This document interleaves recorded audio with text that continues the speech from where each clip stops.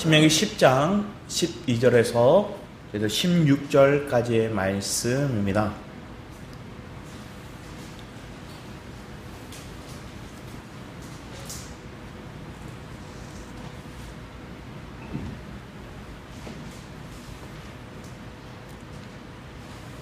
같이 한번 읽겠습니다. 신명기 10장 12절에 16절.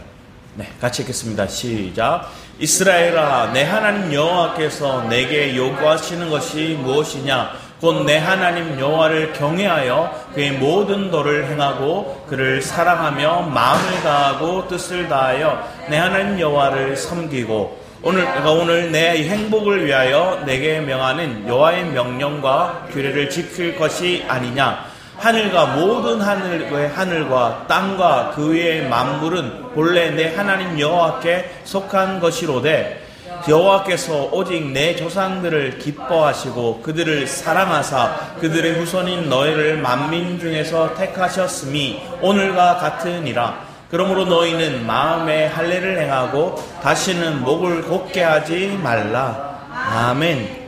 오늘 이 말씀이 제목 오늘 내 행복을 위하여라는 제목입니다. 오늘 본문 말씀에 이렇게 적혀있죠. 13절 내가 오늘 내 행복을 위하여 내게 명하는 여호와의 명령과 규례를 지킬 것이 아니냐 얘기합니다. 오늘이래요.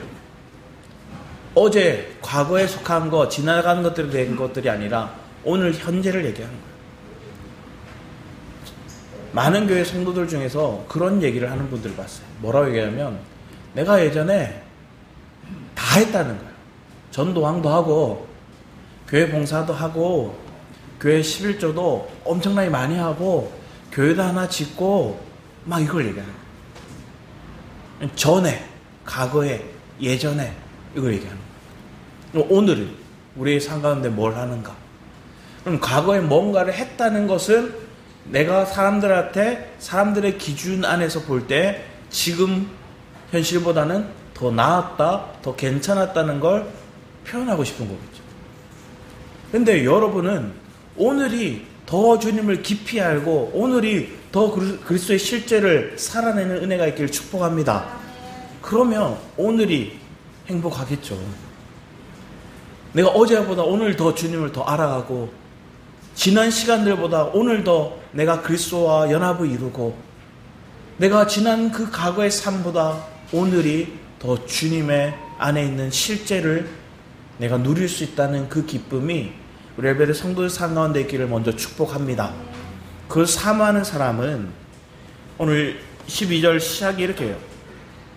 이스라엘아, 내 하나님 여호와께서 내게 요구하시는 것이 무엇이냐? 여호와 하나님께서 이 백성을 향해서 요구하시는 게 있대요. 자, 요구가 있다는 건 그 사람이 이 사람을 향한 감정과 사랑이 있다는 거죠. 관심이 있다는 거예요. 제가 만약에 하윤이가 저기 앉아있는데 아무런 관심이 없으면 제가 학교를 지각하든 예배를 드리든 뭘 하든 아무런 관심이 없는 거예요. 요구가 없어요. 그런데 저 아이를 향한 기대가 있고 관심이 있고 사랑이 있으니까 뭘 할까요? 조금 더 빨리 일찍 일어나서 준비하길 바라고 또 예배 시간에도 더 하나님 앞에 나와서 예배하기를 원하고 또 자기가 하고 있는 것들에 있어서 더 집중하기 원하고 그리고 그 집중하는 것에 있어서 누군가 강요해서 해라 해서 하는 게 아니라 자기 스스로 동기부여를 해서 할 수 있기를 축복하는 거예요. 그럼 그런 은혜가 우리 안에 있는가? 우리는 그것을 알고 있다면 내가 왜 그 길을 가는가를 봤더니 나와 함께하고 있고 나와 늘 동행하고 있는 분을 발견하는 거예요. 어제 저희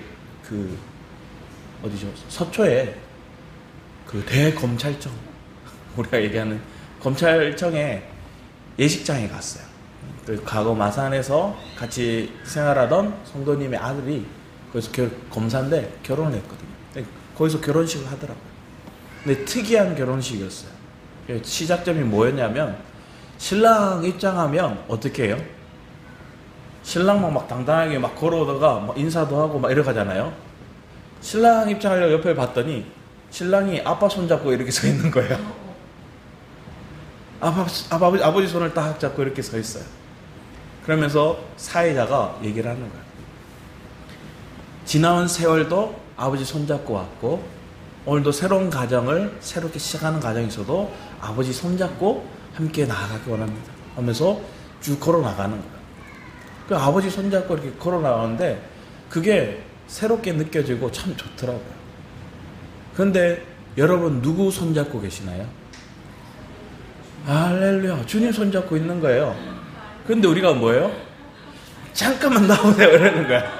잠깐만. 하영이가 저한테 잘 그러거든요. 하영이가 제가 손잡고 이렇게 계단 내려가자, 내가 혼자 할 수 있다고 막 이렇게 해요. 하린이도 그러죠. 하린이도 자기가 할 수 있다고 막 나와요. 그러다가 언제 다시 잡아요? 순간 철퍼덕해서 넘어질 뻔하거나 아니면 진짜 넘어졌으면 다시 엥 울면서 손을 잡아요. 그럼 또 손을 꼭 잡고 또 걸어가는 거예요. 근데 이걸 반복하죠.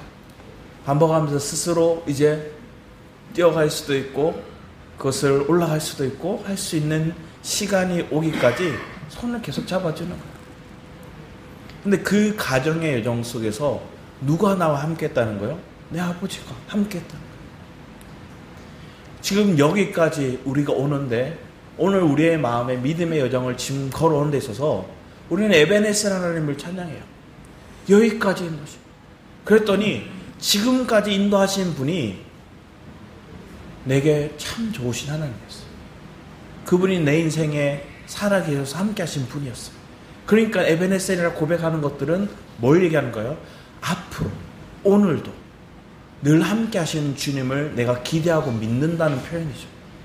지나간 세월 속에서 하나님 나와 함께 하셨고 내 걸음을 인도하셨고 날 주목하고 계셨다면 앞으로의 걸음도 오늘의 걸음도 주님이 나와 함께하고 있다는 걸 우리는 믿음으로 선포하는 은혜가 있기를 축복합니다. 그러면 12절에 그렇게 얘기를 하고 요구하는 거예요. 내가 요구하는 게 그거라 얘기하는 거예요. 내가 요구하는 게 뭔가 봤더니 하나님은 우리를 향한, 하나님 백성을 향한 기대가 있으니까 그 기대 속에서 이렇게 얘기를 해요. 여호와를 경외하여 얘기하는 거예요.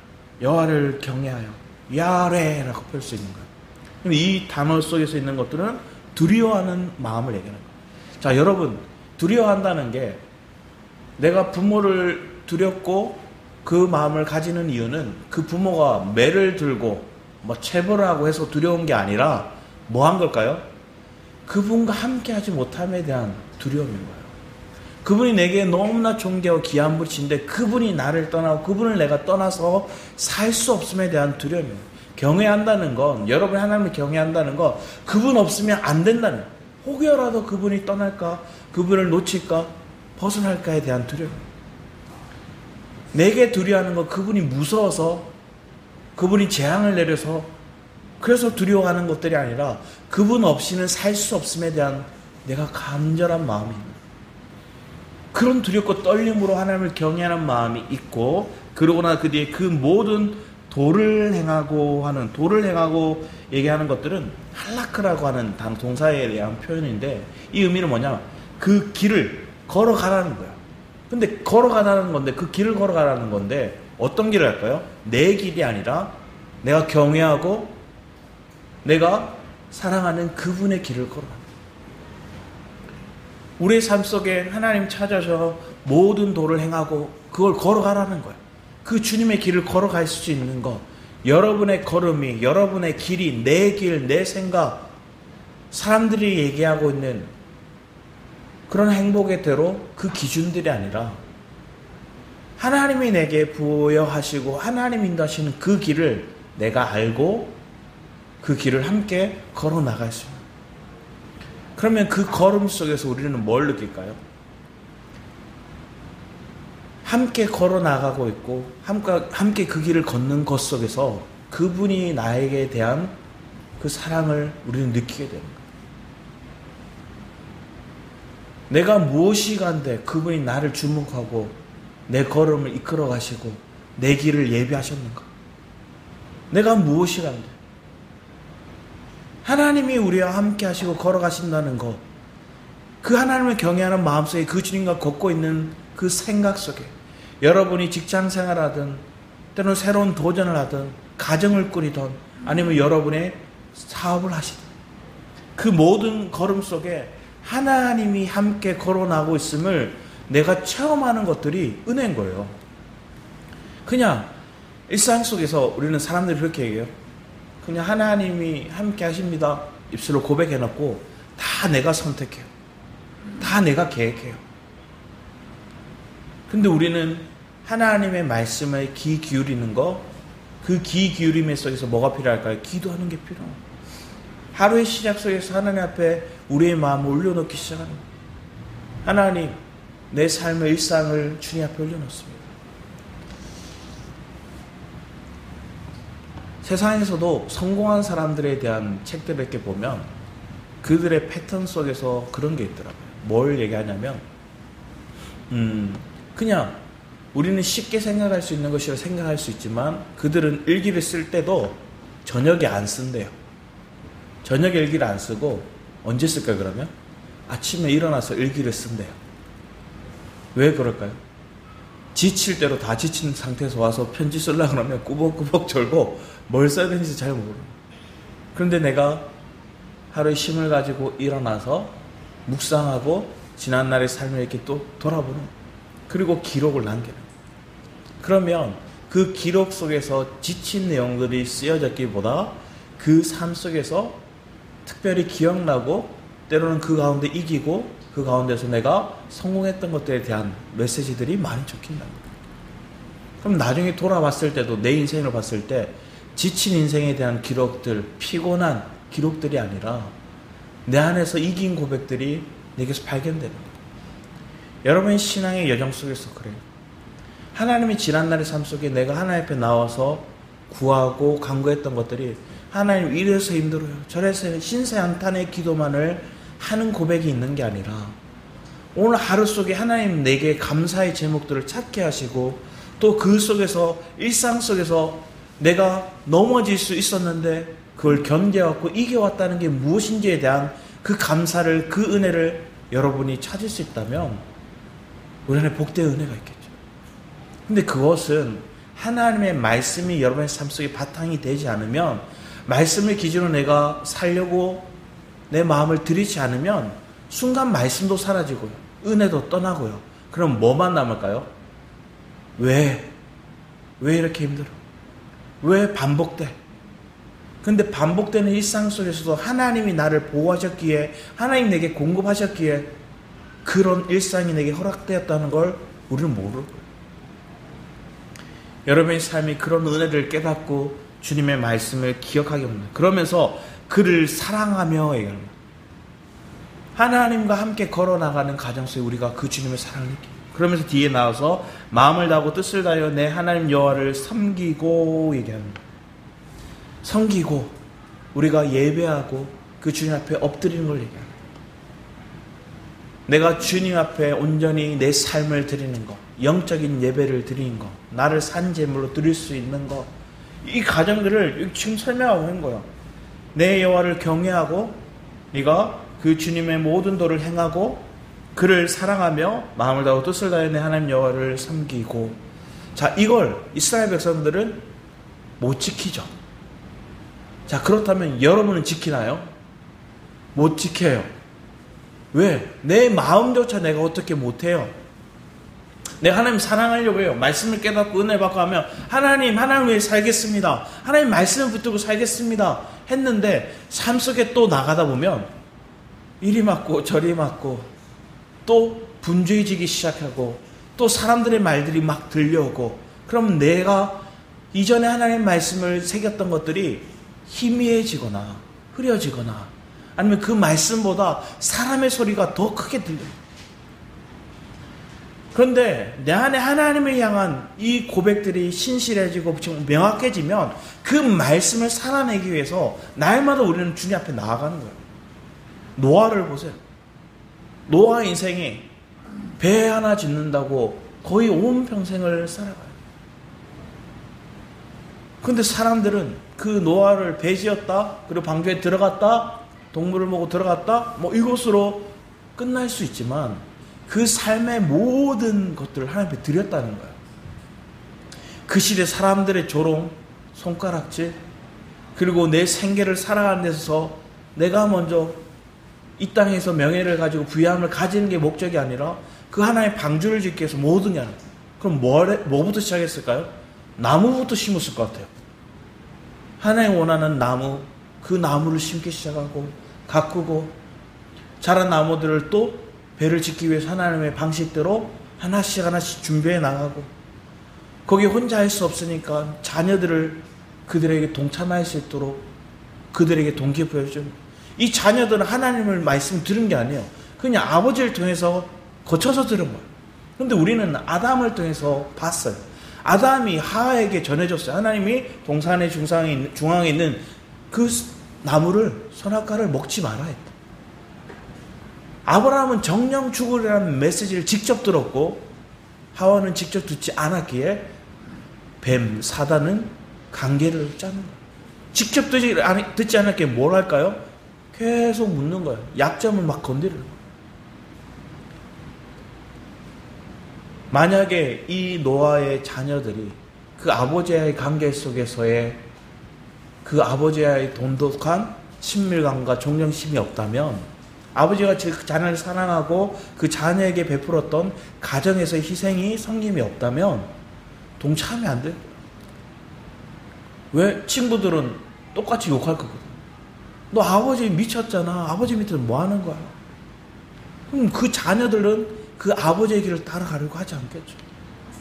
근데 자녀들이 부모를 따라가는 데 있어서 가장 좋은 건 그 부모가 내게 존경스러워요. 그 부모의 인생이 내게 기감이 되고 나도 그 인생을 살고자 하는 마음의 감동이 와야 동참할 수 있는 거예요. 믿음의 여정도 동일한 거예요. 자녀에게 예수 믿어라, 신앙생활 해라, 헌금 잘 내라, 봉사해라, 이거 한다고 안 하는 거예요. 마산에 있을 때도 청년들한테 부모 세대들이 신앙생활 잘하라고 봉사해라 하니까 그들이 선택하는 제일 쉬운 봉사, 제일 눈에 띄는 봉사가 뭘까요? 성가대예요, 성가대.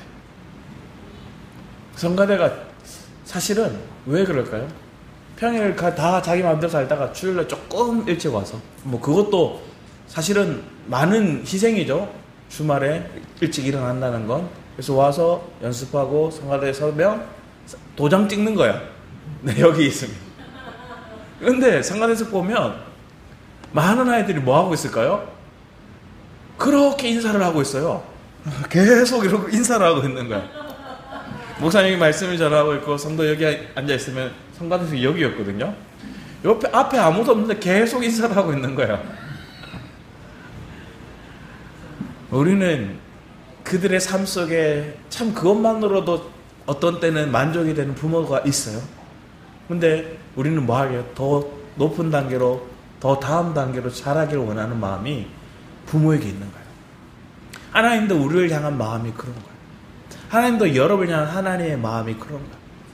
내가 지난날의 삶 속에서 만족하고 이만큼 했으면 됐지 하고 끝나는 게 아니라 오늘 내가 그 행복을, 오늘 그 기쁨을, 오늘 하나님 주신 다시금 그 하나님의 사명을 내가 알고 거기에 동참하길 원하시는 거예요. 그러면 그 실제를 살아낼 수 있는 길은, 구약은 실패했어요. 구약의 모든 것들은 그들이 자기 열심으로, 자기 수고로, 자기 노력으로 살려고 했는데 결과는 뭐예요? 다 실패해요. 그래서 그리스도를 보내주셨죠. 그 그리스도를 인해서 우리가 살아갈 수 있는 실제적인 삶, 그 은혜가 오늘 우리에게 주어졌음을 믿습니다. 그러면 그리스도가 사시는 거예요. 그래서 이 말씀을 다시 읽으면, 여호와께서 내게 요구하시는 것이 무엇이냐? 곧 내 하나님 여호와를 그리스도가 그 주님을 경외해야 하세요. 그리고 그의 모든 도를 행하고, 그리스도가 모든 거 완성하셨고 그 도를 이루셨어요. 그를 사랑하며 내가 사랑할 수 없어요. 우리 요한일서 말씀을 잠시 보겠습니다. 요한일서 4장 말씀을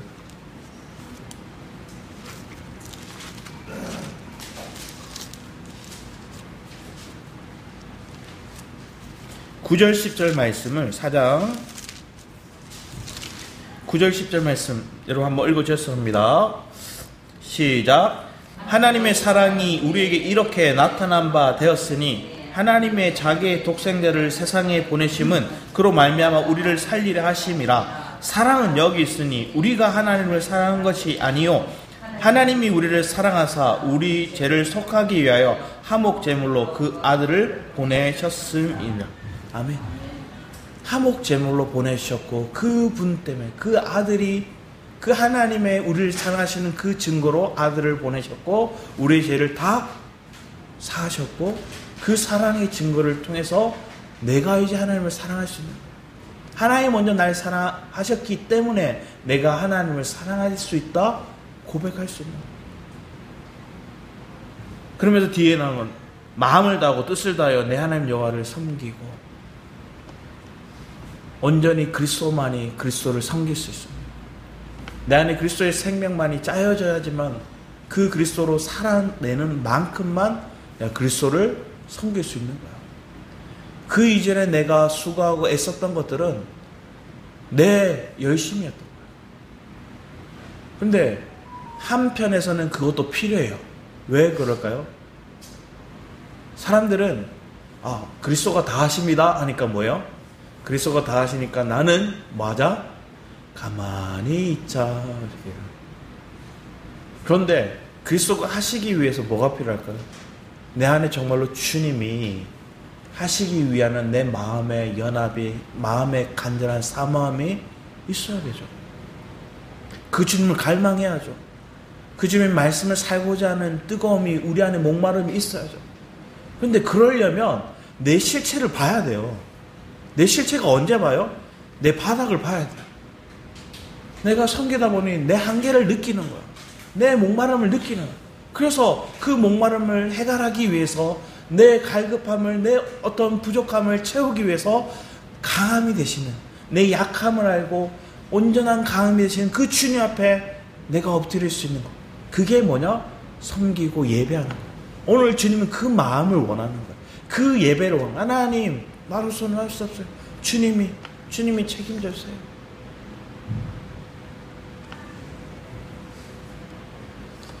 가영이가 노래를 이렇게 부르거든요. 동료도 부르고 막 이렇게 노래를 부르는데 약간 요즘에 슬럼프가 왔어요. 슬럼프가 와가지고 자기가 생각하는 음이 또 우리가 예전에 얘가 부르던 그 음들이 안 오는 거예요. 이상 습관이 생겨서기도 하고 자기 마음 가운데 이게 딱 계속 걸리는 거예요. 그러면서 막 얘기하다가 하영아, 너 계속 이렇게 부를 거야? 얘기를 하고, 너 예전처럼 잘 부르고 싶지 않아? 얘기를 하니까 갑자기 얘가 그런 하더니 옛날처럼 다시 부르고 싶어 이렇게 얘기하는 거예요. 그러면서 제가 방에 불렀어요. 방에 불러서 하영아, 아빠 기도해 줄까? 얘기를 하는 거예요. 얘기를 했어요. 그래서 고개 끄덕끄덕 하는 거예요. 그래서 안고 기도해 줬어요. 하나님, 우리 하영이가 지금 노래를 부르는 데 있어서 어려움을 겪고 있습니다. 하나님, 이 어려움을 통해서 이 아이가 하나님을 의지하게 하시고 하나님을 기도하면서 또 다시금 노래 잘할 수 있고 이런 고백들 쭉 기도해 줬어요. 그래서 얘가 아멘 하는 거예요. 그리고 방에 가서 엄마랑 있다가 누워서 다시 또 마지막에 한 번 더 불렀대요. 그랬더니 그 안 부르던 게 다시 잘 되는 거예요. 그래서 엄마한테 이렇게 얘기하는 거예요. 왜 다시 잘 부를 수 있는가 물어봤더니 기도해서, 아빠가 기도해줘서 그랬다고 이렇게 얘기하는 거예요.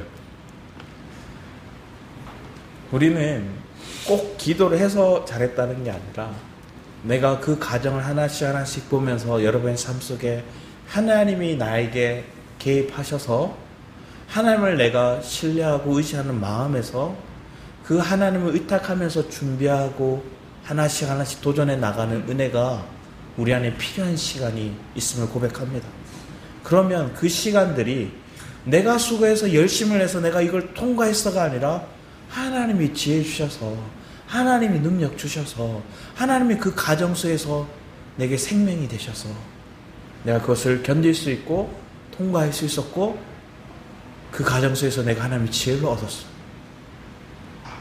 그런 애가 여러분의 삶 속에 날마다 풍성해지면 그걸 경험하는 오늘이 행복한 거예요. 그걸 경험하는 오늘이 하나님에 대한 감격이, 찬양이 우리 안에 있다는 거예요. 그런 오늘의 행복이 우리 성도들 삶 가운데 날마다 있기를 축복합니다.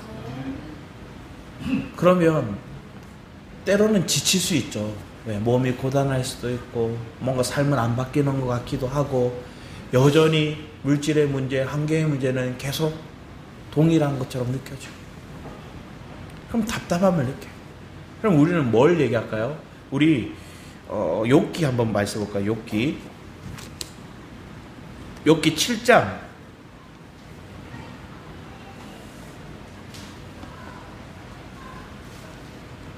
7장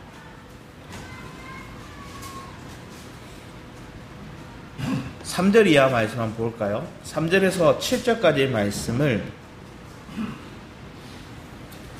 욥기 7장 3절 7절 말씀 우리 같이 함께 읽겠습니다. 시작. 이와 같이 내가 여러 달째 고통을 받으니 고달픈 밤이 내게 작정되었구나. 내가 누울 때면 말하기를 언제나 일어날까, 언제나 밤이 갈까 하며 새벽까지 이리 뒤척 저리 뒤척 하는구나. 내 살에는 구더기와 흙덩이가 의복처럼 펴졌고 내 피부는 굳어졌다가 터지는구나. 나의 날은 배틀의 북보다 빠르니 희망 없이 보내는구나. 내 생명이 한낱 바람 같음을 생각하옵소서. 나의 눈이 다시는 행복을 보지 못하리이다. 뭘 얘기하고 있습니까? 고난받고 하나님의 단련이 있는 그 시기를 겪고 있는 욥이 다시는 행복 못 보겠구나, 행복을 못 보겠다 얘기를 하는 거예요. 왜 그럴까요? 현실이 지금 내 환경 속에 있거든요. 지금 내 몸 속에 있는, 지금 내 겉으로 표현되고 있는 내 삶의 질병들, 고난들, 자녀의 죽음과 모든 부가 다 뺏기고 사람들의 조롱거리를 되는 그 인생을 더 이상 내 인생에 행복이 없습니다 얘기하는 거예요. 이런 고백을 우리 누구나 할 수 있습니다. 그런데 여러분이 이런 고백을 했을 때, 하고 난 다음에 그것으로 내가 인정해버리고 이 모든 게 내가 이제 끝났다 이걸 주저앉아버리는 삶은 여러분의 신앙이 아니에요. 신앙은 그 무너지고 끝이라 생각하는 그 시점에 하나님을 바라보는 거예요. 하나님을 찾는 거예요.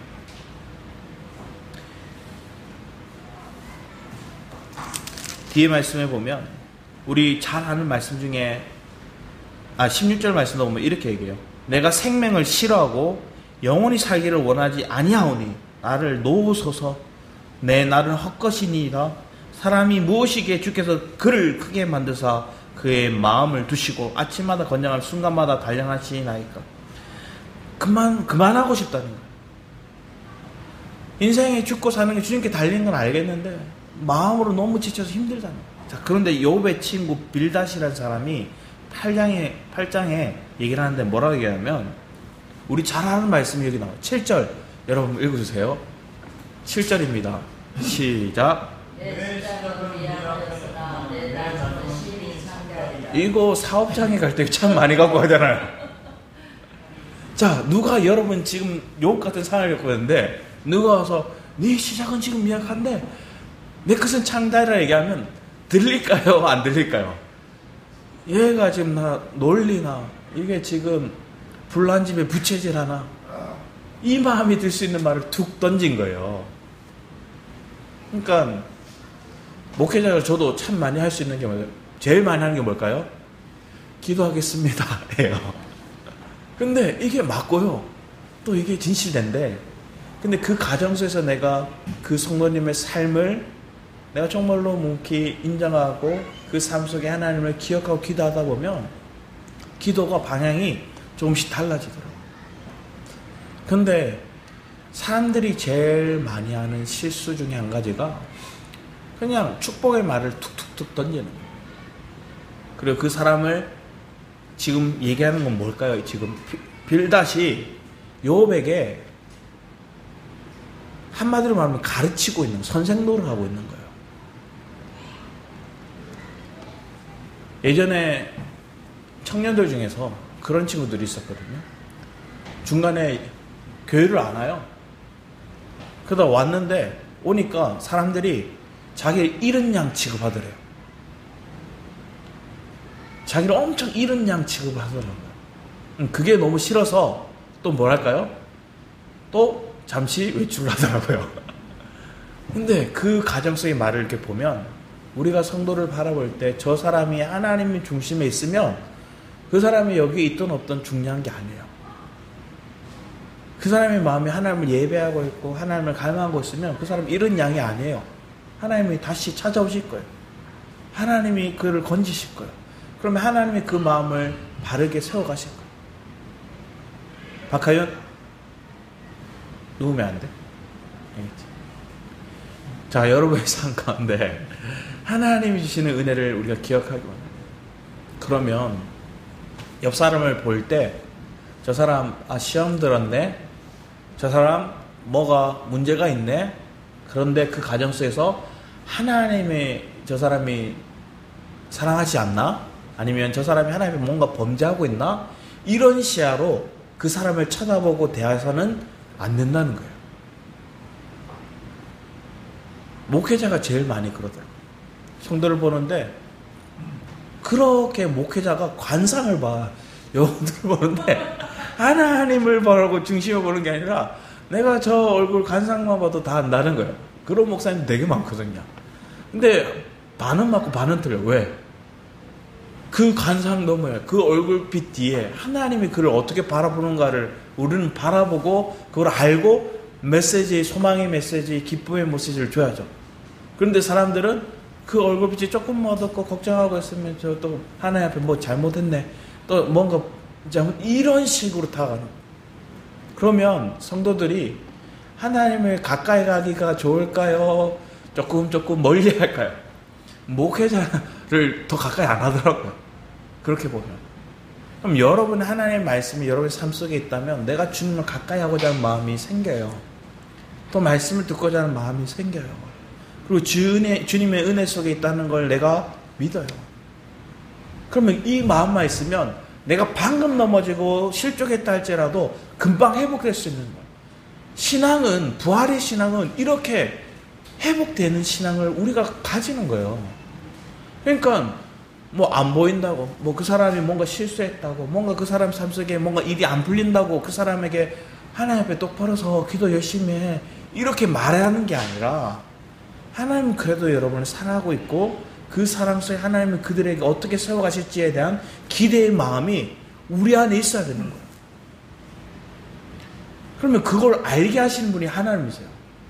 내 자녀를 바라볼 때 그런 마음이 있어야 되는 거예요. 내가 옆 사람을 볼 때, 내 배우자를 볼 때, 내 가족들을 볼 때 그런 마음이 있어야 돼요. 근데 그런 눈은 주님 은혜 안에 있지 않으면 보여지지가 않아요. 우리 이런 얘기를 해놓고 우리 마지막에 욥기 42장을 보면 5절 말씀에 이렇게 적혀 있어요.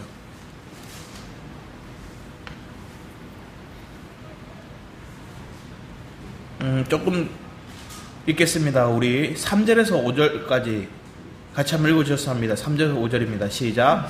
무지한 말로 위치를 가린 자가 누구니까? 나는 깨닫지도 못한 일을 말하였고 스스로 알 수도 없고 헤아리기도 어려운 일을 말하였나이다. 내가 말하겠사오니 주는 들으시고 내가 주께 묻겠사오니 주여 내게 알게 하옵소서. 내가 주께 대하여 귀로 듣기만 하였사오나 이제는 눈으로 주를 배웠나이다. 앞에서는 내가 더 이상 행복을 볼 수 없습니다, 이렇게 얘기했는데 지나온 시간 속에 하나님의 질문 속에서 자신의 어떠함을 깨닫는 거예요. 무지함을 깨닫는 거예요. 자기의 이치를 깨닫지 못했던 그런 모습을 다 드러내는 거예요. 그래서 하나님 앞에 얘기하는 거예요. 하나님, 내가 무지한 말로 이치를 가리는 자가 저였습니다. 깨닫지 못했던 자가 저였습니다. 그러면서 잘난 척한 게 저였습니다. 지금 하나님, 내가 귀로만 듣던 하나님을 눈으로 보는 것 같습니다. 새로운 세계가 열린 거예요. 그런 믿음으로 고백하며 자신 앞에 드리니 내가 하나님이 주시는 그 행복을 다시 볼 수 있는 거예요. 지난날에는 귀로만 듣는 하나님을 통해서 내 환경이 거꾸로 가니까 눈에 보이는 것, 육신의 눈으로 보이는 것만을 보고 행복이 더 이상 없다, 고난이 계속된다, 어려움만 있다, 자기가 딱 결론을 지었는데 모든 과정을 지나온 다음에 하나님이 내게 주시는 메시지를 봤더니 그 속에 뭘 한 거예요? 하나님을 보게 된 거예요. 내 소망은, 내 행복은, 내 기쁨은 주님께 있으면 보게 돼요. 자, 그러고 난 다음에 뒤에 7절 이해해 보면 이렇게 얘기를 해요. 8절에 보면 그런즉 너희 수소 7과 순양 7을 가지고 내 종 욥에게 가서 너희를 위해 번제를 드리라. 내 종 욥이 너희를 위해 기도할 것인즉 내가 그를 기쁘게 받으리니. 이렇게 얘기해요. 또 9절에도 여호와께서 욥을 기쁘게 받으셨더라. 욥의 인생을 하나님, 이제 내가 귀로만 듣는 하나님이 아니라 무지몽매한 내 인생 속에 하나님은 이제 귀로만 듣는 하나님이 아니라 눈으로 보는 하나님이 되었습니다 선포하고 났더니 논쟁을 펼치던 그 친구들한테 너희들이 틀렸고 욥이 맞아 얘기를 해주시는, 주님이 내 대변인이 되어주시고, 그리고 그러기 너희들이 그 잘못된 것들을 돌이키기 위해서 욥이 너를 위해서 기도해줘야 돼. 그래서 이건 권위로 세워주시는 거예요. 여러분의 삶 속에 지난 가정 속에서 누군가 나를 무시하고 나를 인정하지 않는다 할지라도 그들과 싸우려 하지 마시고 내가 주님의 세계를 보려고 하면 그 주님이 나를, 내가 본 그 세계 속에서 내가 하나님의 세계를 말하고 살아내고 증거하게 하심으로 나를 통해 저들이 주님을 보게 또 하는 거예요. 그래서 그런 모습이 흘러가니까 주님이 욥을 볼 때 기쁘신 거예요. 내가 욥으로 인해 기쁘다 얘기하시는 거예요. 그러면 하나님이 욥 때문에 기쁘다는 말을 들었어요. 욥 자신은 어떨까요? 얼마나 감격스러울까요? 하나님이 나로 인해 기뻐하신다고? 여러분 생각해 보세요. 나 때문에 하나님 기뻐하신대요. 여러분 때문에 하나님 기뻐하시는 그런 인생이 되기를 축복합니다. 그게 욥의 삶의 속에서 드러났고 증거하고 있어요. 우리 뒤에 말씀 보면 시편 71편 18절 20절 같이 한번 읽어보겠습니다. 시작. 하나님이여 내가 늙어 백발이 될 때에도 나를 버리지 마시며 내가 주의 힘을 후대에 전하고 주의 능력을 장래의 모든 사람에게 전하기까지 나를 버리지 마소서. 하나님이여 주의가 또한 지극히 높으시니이다. 하나님이여 주께서 큰 일을 행하셨사오니 누가 주와 같으리이까. 우리에게 여러 가지 심한 고난을 보이신 주께서 우리를 다시 살리시며 땅 깊은 곳에서 다시 끌어 올리시고, 내가 고난은 있지만 다시 나를 살리시고 땅 깊은 곳에 이끌어 올리시는 분이 하나님이심을 의시하는 것. 언제에도 늙어 백발이 될 때에도. 이 말은 내가 죽는 그날까지 내가 하나님께 속한 자가 되겠습니다. 하나님 나를 버리지 마소서. 내가 주님께 꼭 붙들려 있겠습니다. 이 고백인 거예요. 주님을 떠나지 않겠습니다. 지난 금요일에 기도회 가운데, 말씀 가운데 야곱의 인생에 대해서 얘기를 했어요. 야복과 나루토에서 온 가족들을 먼저 강을 건너게 한 다음 야곱은 홀로 남았어요. 왜 남았어요? 그 이전에 하나님께 기도했어요. 하나님 응답도 주셨어요. 내가 큰 민족을 내게 줄 거다 얘기하셨어요. 그런데도 막상 그 형이 400명의 군사를 이끌고 온다는 얘기가 두렵고 떨리는, 그래서 강을 못 건너요. 주의 사자가 나타났어요. 그 다리를 붙잡아요. 한도표를 쳐요. 맞으면 놓을 법도 하잖아요. 안 놓는 거예요. 끝까지 붙들고 있는 거예요. 그러면 뭘 얘기할까요? 네가 이제 야곱이라 하지 말고 사기꾼, 속이는 자 하지 말고 네 이름 이제 이스라엘이라. 하나님 이긴 자라. 우리의 상관의 이름이 바뀌었어요. 그 이름이 바뀐 과정 속에 뭘 한 거예요? 야곱이 했던 건 자기 실체를 본 거예요. 나로서는 감당이 안 돼요. 하나님 약속의 말씀을 주셨는데도 그걸 내가 행할 만한 능력이 없어요. 그걸 내가 실제로 살아낼 만한 그런 나의 조건들이 없어요. 그러니까 끝까지 붙드는 거예요. 끝까지 놓지 않는 거예요. 여러분의 하나님을 향한 그런 간절함이 있기를 축복합니다. 주님을 놓지 않고자 하는 마음이 여러분 안에 불일듯 일어나기 원합니다. 이건 놓을 수 없어요. 그래서 축복 주기를 요구했을 때 축복하죠. 그러면서 쩔뚝거리면서 걸어갈 때 하나님은 그곳의 이름을 브니엘이라 얘기해요. 하나님을 대면하였다. 내가 하나님을 만난 곳, 하나님을 바라본 곳, 하나님을 직접적으로 경험한 곳, 내 그 경험이 하나님의 말씀을 내게 주셨지만 그 말씀이 실제를 살아내기 위해서 내가 주님을 보고 경험하고 살아내는 그 체험까지 내게 있기를 축복합니다. 그러면 어디든 갈 수 있는 거예요. 그 어디라는 것이 내가 원수라 생각하고 나를 죽이려고 하는 에사 앞에도 기꺼이 나아가는 거예요. 여러분의 그 걸음이 하나님께서 이끌어 가신 줄 믿습니다. 내 육체는 좀 쩔뚝거릴 수 있어요.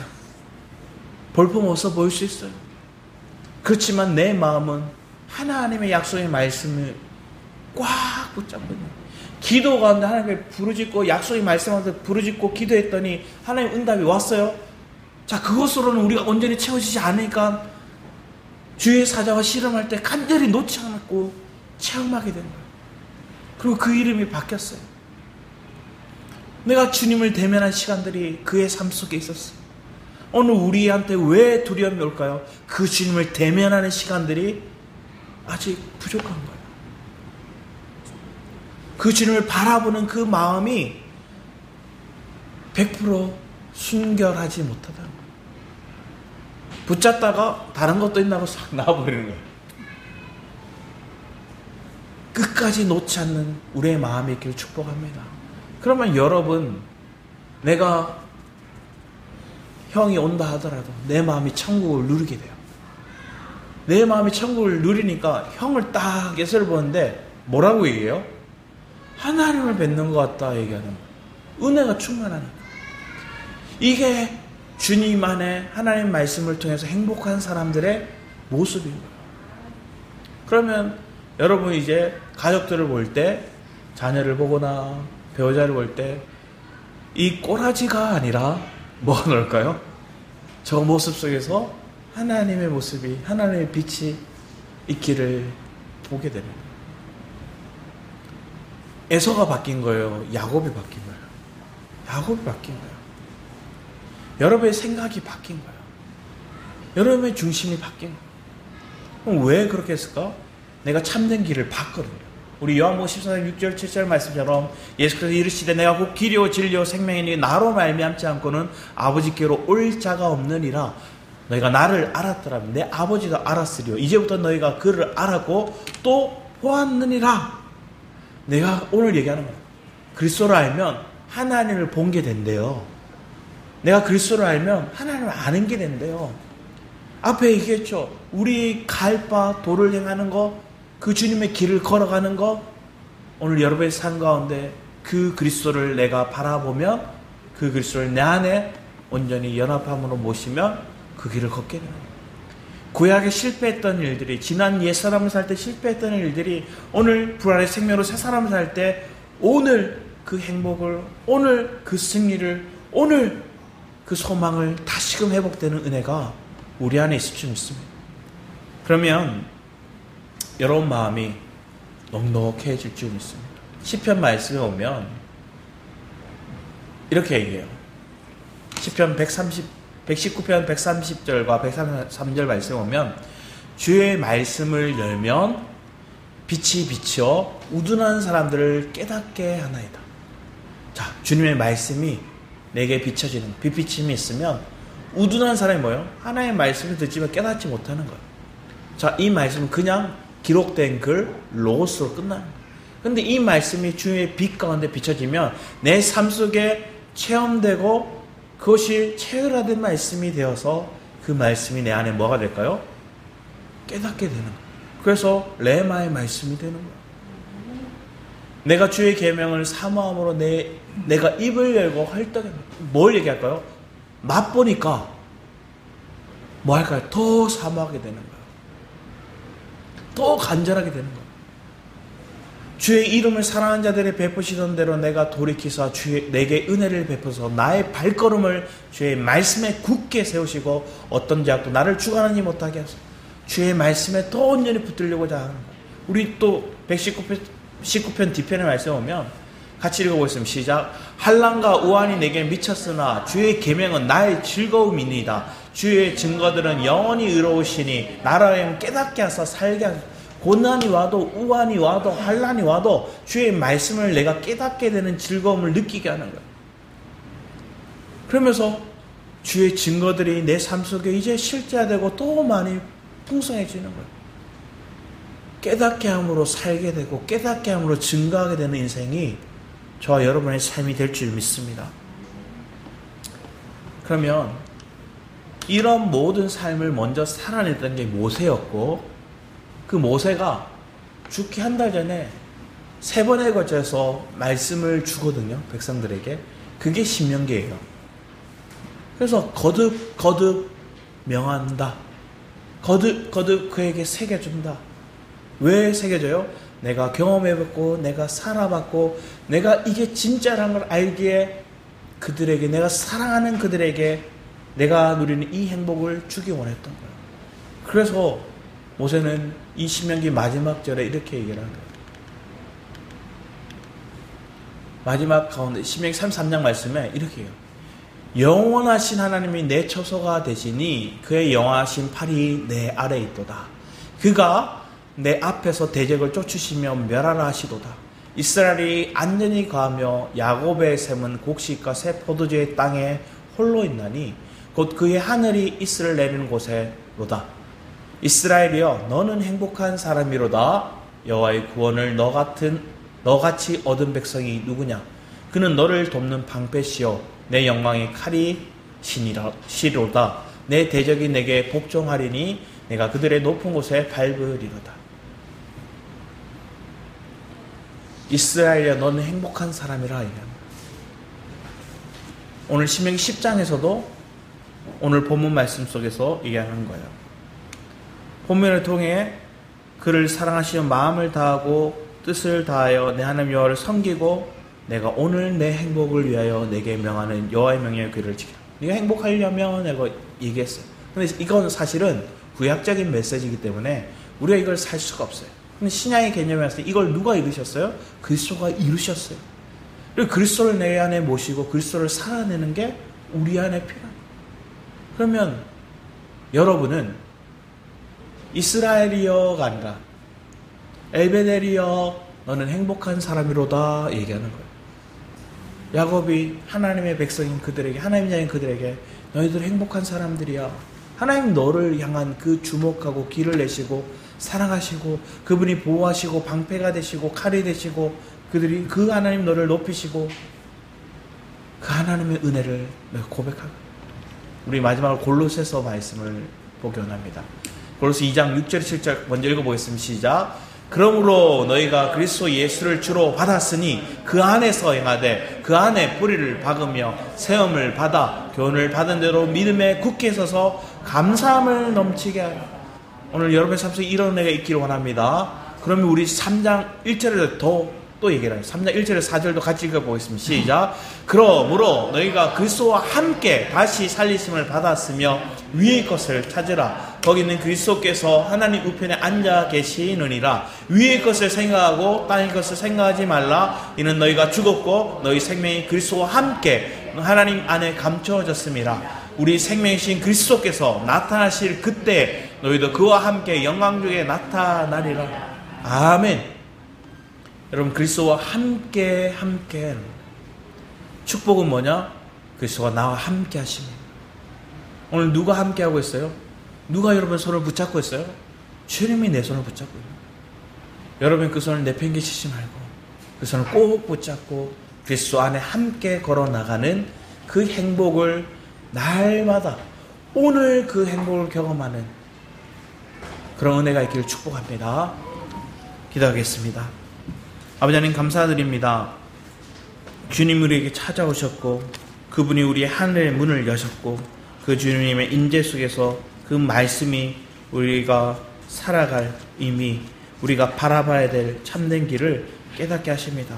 주님의 말씀을 더 사모하는 자로 그 주님께 붙들려 있는 자들 되게 하시고, 생명의 주관자 되시는 그 주님과 함께 살아가기에 모든 일상이 행복을 보는 일상이 되게 하여 주셔서, 고난이 온다고 옆처럼 행복을 보지 못하겠다 선포하는 것들이 아니라, 내가 귀로만 듣는 하나님이 아니라 눈으로 보고 체험된 살아낸 그리스도를 우리가 경험함으로, 실제를 우리가 맛봄으로 그 주님과 함께 행복을 누리고 행복을 추구하는 우리 예배대 성도들 되게 하여 주셔서 감사드렸고, 주 예수 그리스도 이름으로 기도드렸습니다.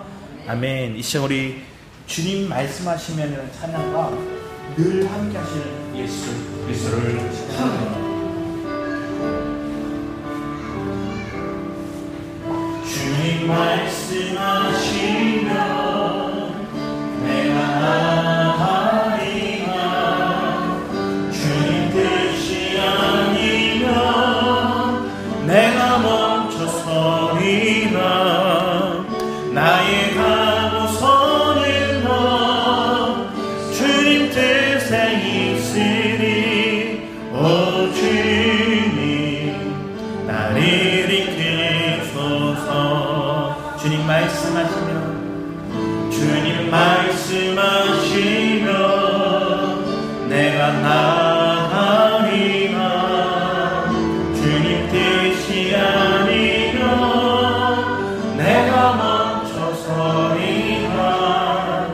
나의 가고서는 뭐 주님 뜻에 있으니. 오 주님 나를 이끌소서. 빛하신 그곳에 나 있기 원합니다. 이끄시는 대로 순종하며 살리니. 연약한 내 영혼 통하여 일하소서. 주님 나라와 그 뜻을 위하여. 오 주님 나를 우리 다시 한번 주님 말씀하시며, 주님 말씀하시면 내가 나가리라. 주님 뜻이 아니면 내가 멈춰서리라. 나의 가고서는 뭐 주님 뜻에 있으니. 오 주님 나를 이끌소. 뜻하신 그곳에 나 있기 원합니다. 이끄시는 대로 순종하며 살리니. 연약한 내 영혼 통하여 임하소서. 주님 나라와 그 뜻을 위하여. 뜻하신 그곳에 나 있기 원합니다. 이끄시는 대로 순종하며 살리니. 연약한 내 영혼 통하여 일하소서. 주님 나라와 그 뜻을 위하여. 오 주님 나를 이끌소서. 고단한 인생 길 힘겨운 오늘도 예수 내 마음 아시네. 지난 아픔도 마주할 세상도 예수 내 마음 아시네. 하루를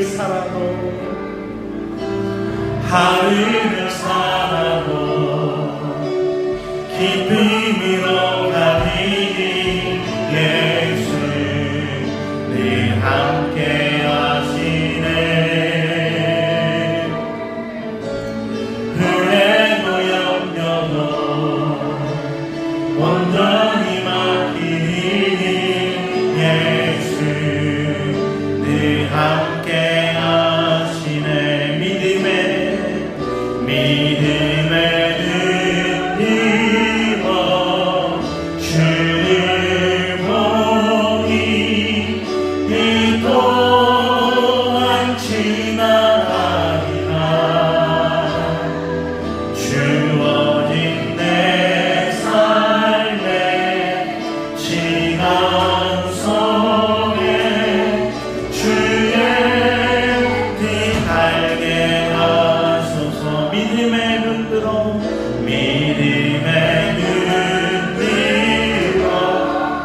주를 보니 이 또한 지나가리라. 주어진 내 삶의 시간 속에 우리 더 큰 목소리를 찬양하기 원합니다. 믿음의 눈 들어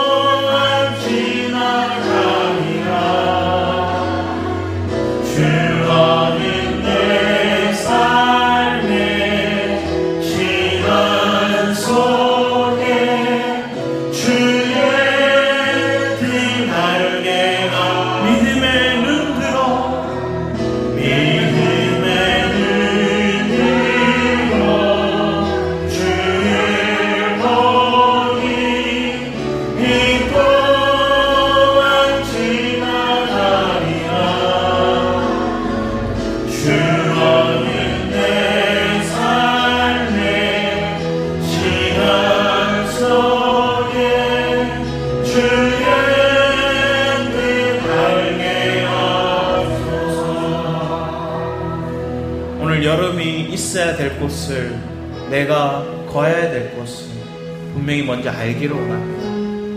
어제 서울에 곳곳에서 집회가 있었고 행사가 있었어요. 서초를 갔더니 그 앞에서 또 검찰청 앞에서 또 이렇게 큰 또 집회를 준비하고 있더라고요. 그래서 부정선거에 대한 그런 집회를 하고 있다. 준비하고 있었기에 다 내용을 못 봤어요. 나중에 갔다 와서 이렇게 영상을 제가 일부러 찾아봤어요. 집회하고 있는 영상을 라이브로 봤거든요. 한편에서는 믿는 사람들이 찬양도 막 부르고 막 하는 사람들이 있고, 또 그냥 막 욕하는 사람들 앞에 나와가지고 지금 세준 대통령 막 욕하는 사람들. 하나님이 우리에게 있으라는 곳에 있기를 원합니다. 그곳에 있으라면 우리가 그곳에 있어야 되고요. 또 우리가 하나님이 내 삶의 터전 속에서 있으라면 그 터전을 지켜야 돼요. 내가 예배의 자리든 내 삶의 터전이든 하나님의 뜻을 알고 있기를 원합니다. 어제 또 키어 축제도 있었거든요. 키어 축제가 막 일어나니까 또 믿는 사람들이 와서 그들 앞에 또 막 앞에 찬양하고 막 했어요. 우리의 중심 속에서 그렇게 하는 사람들도 하나님을 사랑하는 사람들이에요. 근데 키어 축제에 있는 사람들 속에서도 하나님의 사랑하는 자들이 있더라고요. 그러면 우리가 중심 속에서 죄를 미워하고 그들이 해하고 있는 그 추악한 모습을 우리는 조조해야죠. 하지만 그 영혼 사람들을 우리가 조조하지 말아야죠. 긍휼히 여겨야 됩니다. 오늘 이 땅에 긍휼은 사라지고 하나님이 주시는 그 사랑은 흘러내지 못하고 하나님의 참된